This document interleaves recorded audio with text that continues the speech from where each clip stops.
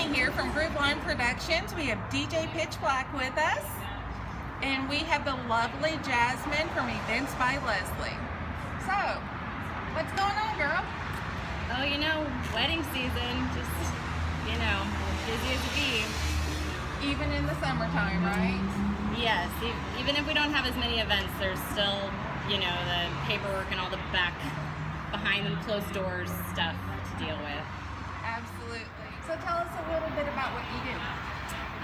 So I plan events around Austin and the other surrounding cities, Utah, San Antonio, Georgetown, pretty much anywhere that's like an hour around the city. Okay. I'll travel to. I mostly do weddings, but I am open to do other events like parties and, gender reveals and all that kind of stuff. Okay. So how long have you been around the area doing this? We actually just celebrated our 1 year in April, so. Well, congratulations. Thank you. So actually, we met at an Austin venue, and you were the coordinator. And it was our first time, I believe it was March of this year. Yes. When we had met each other. And one of the things that stuck out to me was just how genuine you were with them. I honestly thought you were related to the family because it just seemed like you had this close relationship with them. Even at the end of the evening at 11 p.m. when everything's kind of shutting down and we're packing up gear, you're out there cleaning up with them and just, breaking down everything. And I was like, wow, she's related to them. That's gotta be it. And then I found out you weren't. So to me, that was something that really stood out. And we kind of talked about it. And we were like, wow, that's really going more than the distance. Thank you. I try to be really genuine with my clients. I don't ever really want them to feel like I'm a vendor performing a job. I want them to feel like I'm a friend. And I feel like I'm really outgoing. I'm able to get to know people really easily, which in turn, makes them feel more comfortable and calm. And I don't know. I think it's been a really beneficial aspect to my coordinating business. So thank you. You're welcome. So tell us a little bit about the services that you offer. Okay, a coordinator, sometimes people think a coordinator is the same as a planner. Do you do those services? Do you do the day of, or is it a 3 month before? So I have 3 packages. So I do a full service planning, which basically is me beginning to end doing everything for you. So I'm going to contact all the vendors. I'm going to help you find everything. I really focus on communication with my clients. So really, no matter if we're doing full service planning or just a day of coordination, communication's key. So basically just, pictures and descriptions of everything that they want, and I just basically just try to make it come to life however they need me. I also offer like a la carte services. So if, someone feels that they might not need as much as one of my packages offers, we can kind of change it and, kind of make things work for each of us. So Awesome. I feel like that's like a really nice thing to have for clients, especially because they might not always need Right. all of that. So it's nice to be able to kind of like pick and choose, I feel. And I feel like that's also like another thing that draws clients to you is when you have more options to choose from. So Absolutely. that's great. And then, besides the communication and being flexible with them, it's just when you're there and you're actually present. You're not on your phone all the time, and obviously we have to take and be on equipment, but when you're actually present there, hey, can you actually come pitch it here or come help out?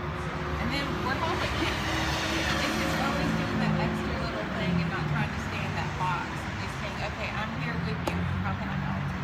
Yeah, that's another thing that I feel like a lot of vendors will be like, we absolutely don't do this and we absolutely don't do that. And I really don't like to run my business that way. I'd really like to be there in any way that they need me, within reason, obviously. But yeah, like just the other day, I had to go and pick up a bunch of sparklers for one of my brides because they totally forgot, So I had to go into all my bride and wedding vendor groups to help find them some leftover sparklers, and we were able to get it done. But that's something that other coordinators or other vendors might be like, that's too last minute, or that's not the way that I like to do things. I like to try to help out as much as I can. So yeah, we feel you. And that's another with the communication is key. Like they can request that, and you can give your opinion and be like, hey, I think this might not work because of this reason, just so you know. I feel like people do appreciate that as well. Yeah. When I do walkthroughs with my clients at their venues, they may think that they want their dessert table over here, or they might want something over here, but in reality they may not have thought that, well, that might not work because the bar line is going to go that way, or that might not work because there's going to be a lot of traffic through here. So communication. Absolutely. And that's something that I've noticed really is a huge benefit of having a coordinator for the day. You're that third party, and you're that outside view that is not emotionally attached to give you a vision, a clearer vision, because you can see all the optics of it and the logistics how it'll work.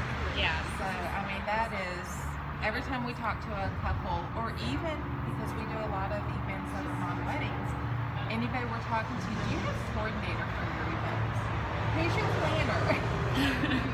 Really? Let me recommend a few if you don't have one. Well, yeah. That's not a bad idea.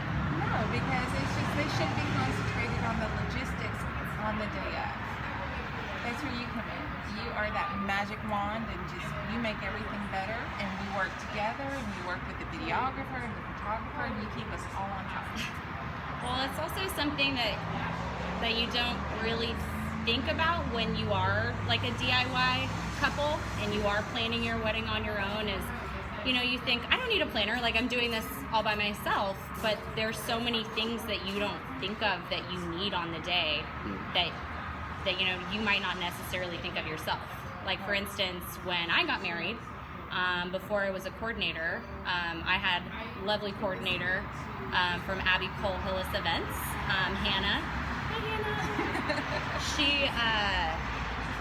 She went above and beyond, and just everything that she asked me prior to my wedding day, I was like, whoa, I didn't think about that. I didn't think about that either. Oh my gosh, I didn't think about that. And so I find that happens a lot with me too. When I'm in a meeting with brides, I'm like, okay, so where are all the gifts and all the extra food going at the end of the night? And they'll be like, I didn't even think about that. Like, we're going on our honeymoon right after. Like, we can't take that stuff home. So it's basically, I've just come in to pick up all the little pieces that all the other vendors don't cover. So I tie up all those loose ends and basically make sure everything's complete. I stay for 10 hours throughout the day. I get there usually about 2 hours before the ceremony, and then I'm the last one to leave. So usually gets all taken care of if everyone else does their jobs too. That's something else that clients might not realize, is that I do more than just help them. Like, for instance, I bring DJ food and water so that they don't have to leave their spot. I bring the photographers food and water. I kind of take care of everybody that needs me throughout the day. So. And it's greatly appreciated.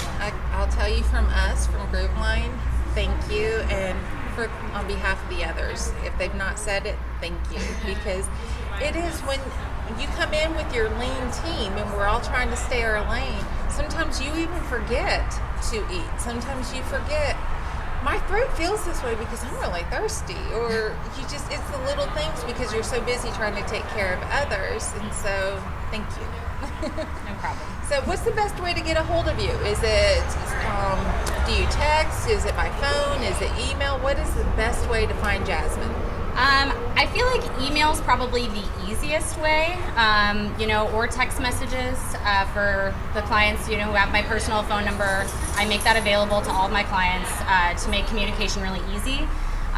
They can always send me text messages, pictures, phone, honestly, any way, really. Okay. Any way that my client prefers is a great method of contact for me, but I would say that email or text message is the best, just because everything's documented. Right. So it gives me the opportunity to look back if I ever need answers or, need to find anything out or anything. So Wonderful. Well, thank you so much for chatting with us today and telling us a little bit more about you, because honestly, you need to call her. You have a wedding, you have an event, you need to speak with Jazmin. She's fabulous. Highly recommended. Love her. Mean it. Bye. thanks, guys. Bye.